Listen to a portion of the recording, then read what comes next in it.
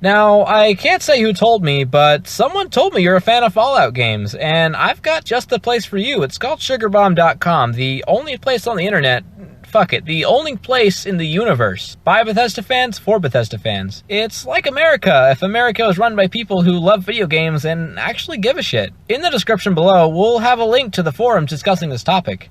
On to the video.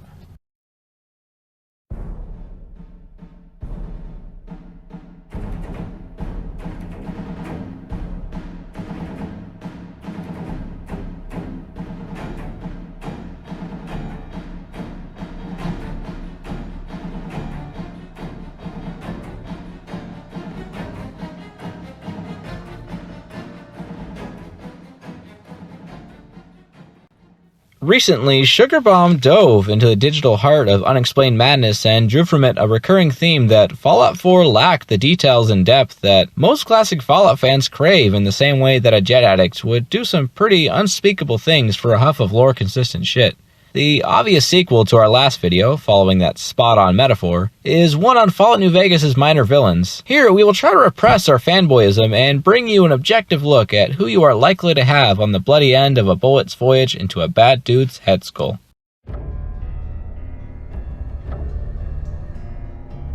To keep your nostalgia from our last video alive, we will start again with the Raiders, only this time we'll actually say some good things about them. In the Mojave Wasteland, there are several raider gangs, ranging from the abysmally weak and disorganized Jackal group to the large band of chem-pushing fiends. Fallout lore makes note that the Great Khans are also raiders, but we'll keep them separate as they are much more than some simple raider tag. The raiders in New Vegas become more dangerous, cunning, and capable of doing murdery things the further north you travel through the wasteland. Let's start at the bottom of the raider totem pole and the map, and work our way up. By the time the events of New Vegas are whipped out, the Jackals have an abandoned highway patrol station to call home, the Vipers have an encampment along Highway 95, the Fiends are breaking all kinds of bad out of a vault outside the New Vegas Strip, the Scorpions use a rundown hotel as their base of operations, and the Greasers do their best to rough up anyone who dare enter the sewers. Since there are many gangs of raiders in New Vegas, we'll only go in depth with the biggest, baddest variant of New Vegas Raider, the Fiends. If it helps you, think of them as a representative for the rest of the raider tribes for our list. The Fiends in New Vegas, on the surface, could be seen as a generic set of raiders with a fancy name.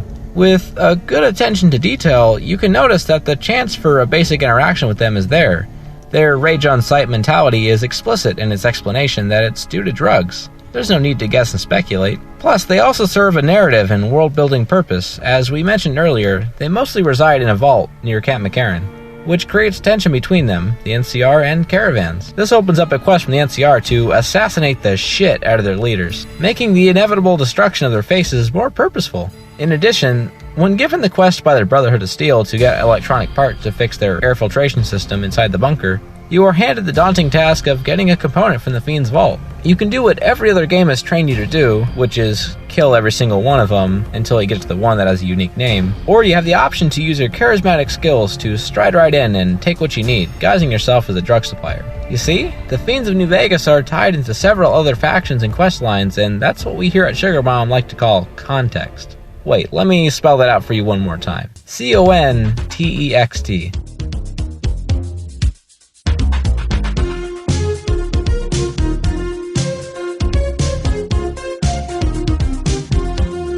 Context. They are also given specific details that work systematically throughout the game. For example, you will never see a Fiend attack the Great Khans, as they supply the Fiends the drugs that they feed off of. Visual details aren't forgotten either. You'll no longer see a bunch of leather armor-wearing generics rampaging through the wasteland. You'll see the Fiends with their own distinct bone-made helmets and tribal-looking gear, and you'll only really see them around the New Vegas area, specifically the uninhabited regions of southern Vegas, where they choose to prey on incoming caravans supplying food to Camp McCarran and the Strip. The Fiends make sense in the world of New Vegas, and they also fill the design slot for maniac humans for you to shove some lead into.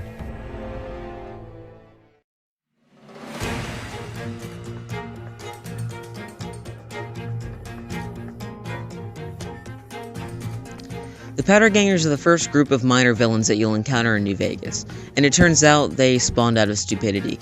As the NCR used the prisoners who lived at NCRCF, a former pre-war all-female prison, to blow up rocks in front of railroads and get rid of train cars locked on, those same prisoners used the stockpile of dynamite they were given to escape, leading to a very problematic force for small settlements, caravans, and specifically NCR troopers. The aspect that fascinates me personally about this group is the fact that they are an entire faction that was created because of another larger faction's oversights.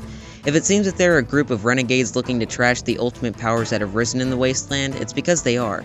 They were convicts, nothing less, nothing more, and because of the NCR, they now have a major foothold in the Mojave. This is an example of a generic raiding force given a good dose of reasoning and a fitting place in the game world.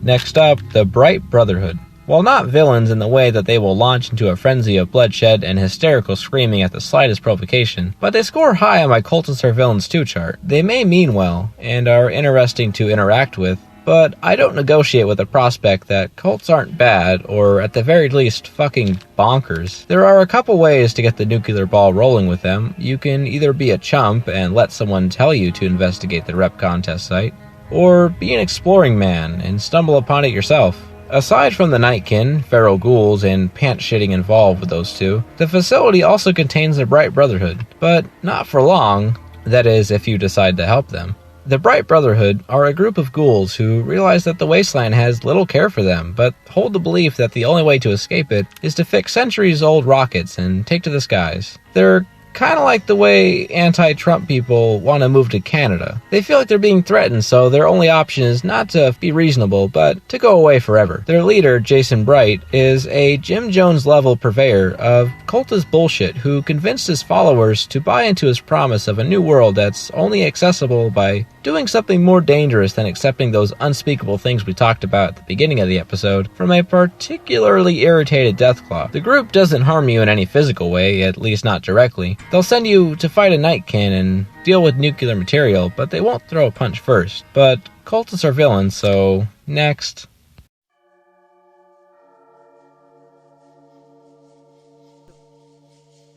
The Vangraffs are best known for their uncomfortable way of doing business with others and for their impressive selection of weaponry for sale.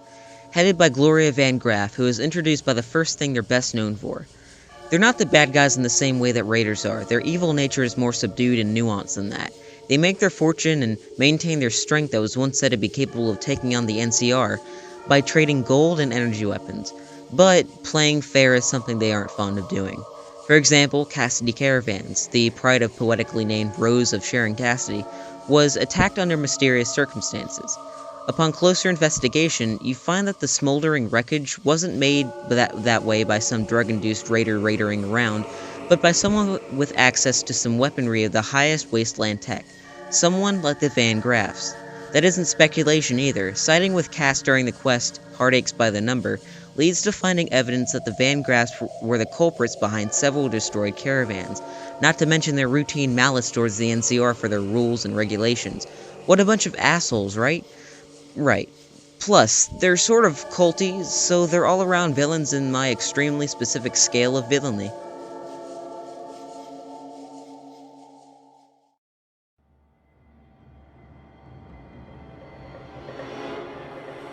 And now to Mods Muggers. Have you ever come away from being surrounded by old women with alliterative names threatening your life on account of the balls you must have for stepping on their territory, and not thought, shit, what a group of bad dudes? Yeah, me too, but only that once. That one time was not after meeting Mods Muggers, because shit, what a group of bad dudes. They make the most of their time in the game by dressing in a uniform pink and doing what you'd think a gang called Mods Muggers would be doing. Encountering them is another healthy reminder that Fallout New Vegas can embrace the concept of Fallout in such a complete and interesting way that Bethesda has yet to show.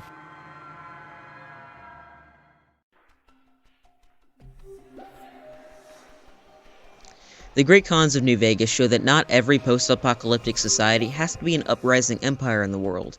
When Earth's social and civil progress was reset to zero in 2077, many people coming out of the vaults attempted and, to some degree, succeeded in rebuilding old-world values like the democratic New California Republic and the xenophobic Gek-initiated oasis of Vault City. However, many people felt that doing this would repeat the same mistakes that humans made over 200 years ago. And, well, they weren't wrong. You have the upcoming shitstorm of the Second Battle of Hoover Dam and the conundrum intensifying at the Divide. So, as a very sharp antithesis to all this, you have the Great Khans, a tribe who earns their fortunes trafficking chems, who treat each other like family, and have a class system based upon the prowess of their combative abilities. They're one of the few raiding tribes that are initially welcoming to newcomers. Hell, if you want to, you can strut right in and have a conversation with the tribe's leader on the subject of their relations to the Legion, as well as their hostilities towards House and the NCR. They're the primary provider of chems in the Mojave Wasteland, utilizing the Red Rock Canyon Drug Lab in substitution to growing crops and maintaining plantations. Despite their tensions and distaste for NCR, they're a large consumer. Most drugs brought into NCR jurisdiction come from the Crimson Caravan, who are willing to trade with them, who will more or less trade whatever they can to generate profit. Despite having a small settlement around a desert canyon and having a lot of their citizens die to the Bitter Springs incident, their influence can most definitely be felt by way of a pestering fiend or a roving Crimson Caravan pack Brahmin carrying bottles upon bottles of buff-out.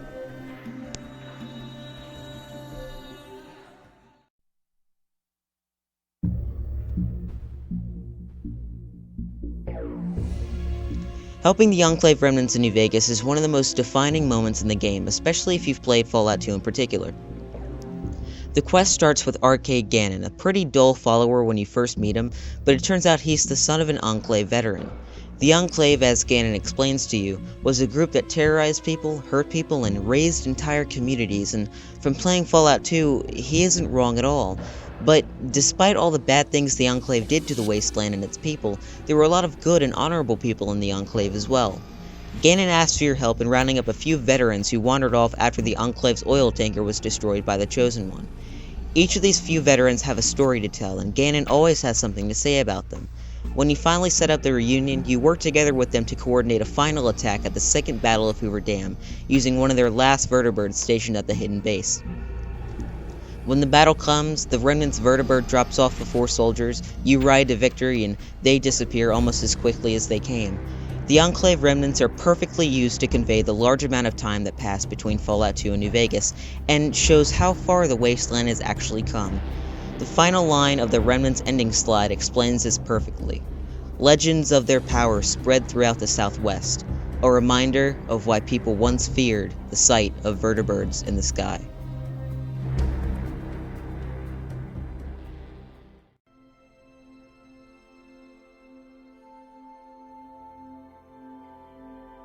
And in the same way that we want to build on your nostalgia for our last video, we're going to end this one with the Mutants yet again. Only, again, with some kind things to say about them. We told you we're trying to repress our fanboyism, but I didn't say we're going to eliminate it. We're just doing our best to keep it hidden, but we can't really hide it when it comes to this. Anyway, the Super Mutants of New Vegas are a mix of both generations created on the West Coast, those created by the Master and those created by the Enclave. There are 2 major outposts that these generations prefer to reside in, away from the rest of the major civilizations that have risen in the Mojave, and that's the friendly neighborhood of Jacobstown and the more crack house-like estate of Black Mountain. What gives me the goosebumps of pure fascination is not really the town of Jacobstown itself, but it's the long walk there. When you first get on the road leading to the town, you'll probably encounter a few militias of rat scorpions and cazadors, but soon, as those wane down and the sand and hills slowly start becoming grass and trees, yes, you heard me correctly, grass and trees, you'll realize that you're in for some questions about the development of the rest of the world apart from the Mojave. The endless seeming lush green, truly beautiful landscapes that you'll come across, and the length of the road you'll have to take, all add up to a moment in which it's difficult for you not to really think about it. You wonder what really lives in this part of the, well, I was about to say wasteland, but is that really what this is? What word can describe it? Is it the first time in Fallout where we are stepping beyond what is commonly known as the wasteland itself? The last line in Fallout 2 of Ron Perlman's introduction was, "But the scars of the war have not healed, and the world has not forgotten." Have we reached a point in Fallout's timeline where the world is finally willing to forget and heal those scars? You keep walking, asking more questions of yourself, and there it is, a town of army veterans with a sheriff and a mayor guarding the entrance. These guys have completely secluded themselves from the rest of what most would call civilization. Hell, they've secluded from the rest of the known lands, most likely.